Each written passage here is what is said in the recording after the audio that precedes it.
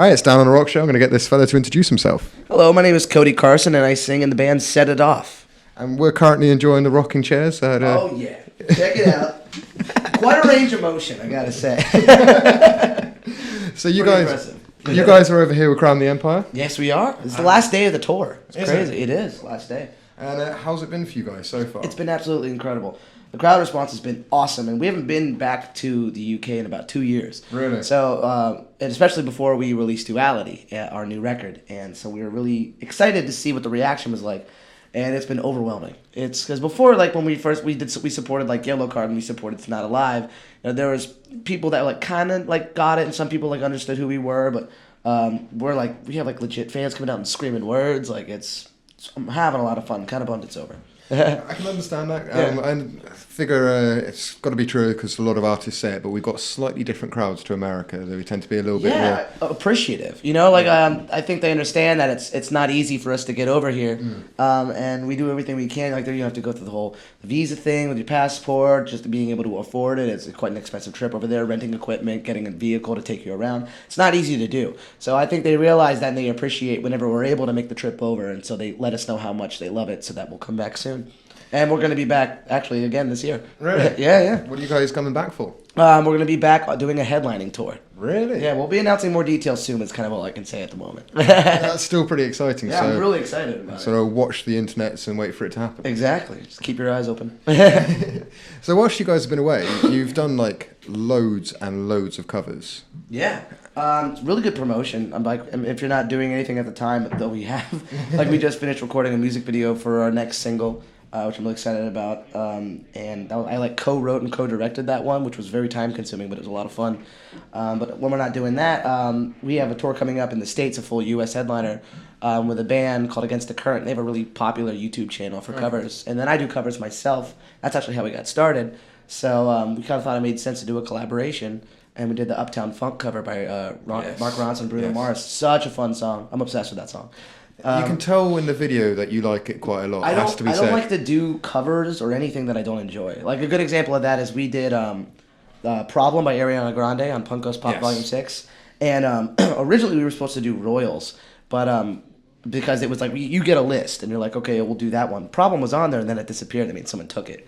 And so we're just like, okay, I guess we'll do Royals. Not that I don't love Royals. It's a good song, but I'm not like, I love Royals, So, which is how I was about Problem. I love that song. So we reached out to our manager and we're like, hey, we really want this cover.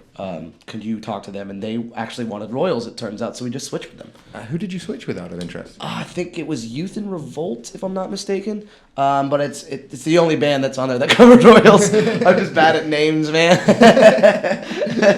Brilliant. Because one of my favourites of yours is, it's more yourself rather than the band is Bye Bye Bye. Oh, yeah. That's another situation like the Against the Current one.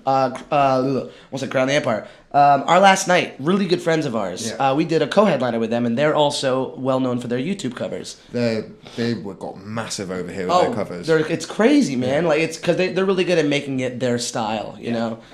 So I was in talks with them about, let's do a cover to promote this tour. And we landed on doing an old school one, Bye Bye Bye by NSYNC, which is like one of my all-time favorite songs. It's going to be Me is a little bit higher on my list by NSYNC, but we did Bye Bye Bye, and it was really fun putting it all together with them and seeing it all build. And it was so fun to perform in the studio for the video. It was a lot of fun. Check it out online. And I understand from watching it, you guys played it together on the tour. We did, and we're also going to do the same thing with Uptown Funk on our U.S. Headliner. Nice. How does that go down live? I mean, are people as into it as you guys are? The crowd? Yeah. Oh, God, yeah. When they hear Bye Bye Bye come on and they realize what we're doing, they're like, what is happening? It's like that moment, like, when every girl goes, like, that's my song, it's like one of those moments. Everyone gets really into it. Brilliant. So do you guys do it by yourselves, that one, or is that one just... that one was, most of the instrumentals were done by Matt, their guitarist, if we're talking about Bye Bye Bye. And when I got over there, I watched him build it. It was really fun to see him put his Our Last Night flair into it. And then I'd throw in my opinion every now and then about like vocal stacks and stuff like that, who should sing what. So it was a nice collaborative effort. And it was cool about this Uptown Funk was Dan and I got to be very involved with this one. We recorded all the horns; they're all real. So I played sax and Dan played trumpet, and tracked it right there.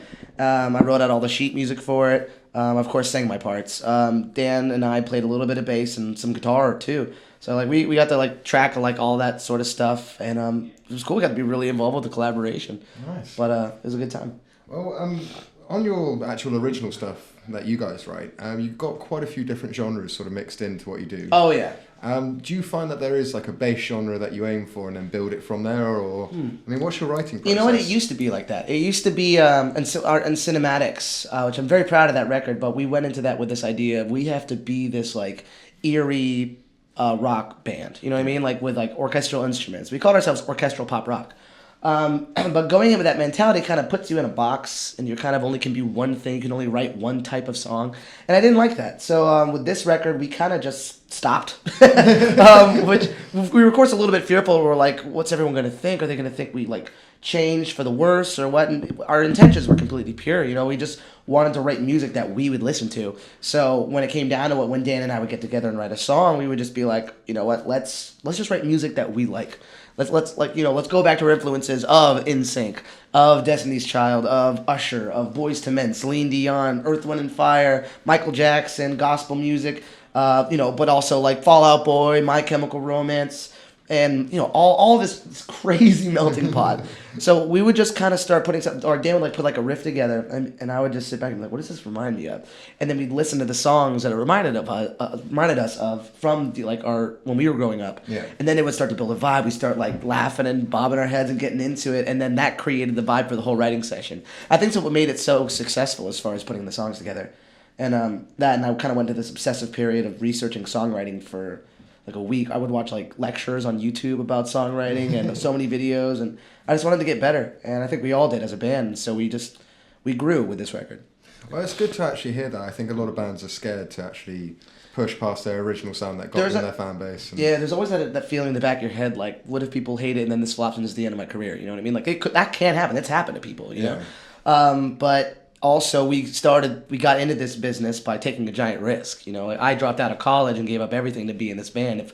If I abandon that mentality now, then I'm screwed. So you got to take risks.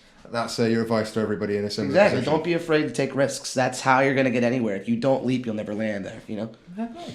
Well, it's been a very entertaining interview to have. That's been fun, man. And wish you the best of luck for the rest of the year. Thanks so much, man. Nice. Shake it. Shake it.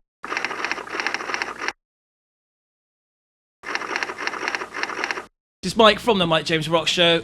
Don Broco, how's it going, gents? Yeah, very good. Thanks. Very well, thank you.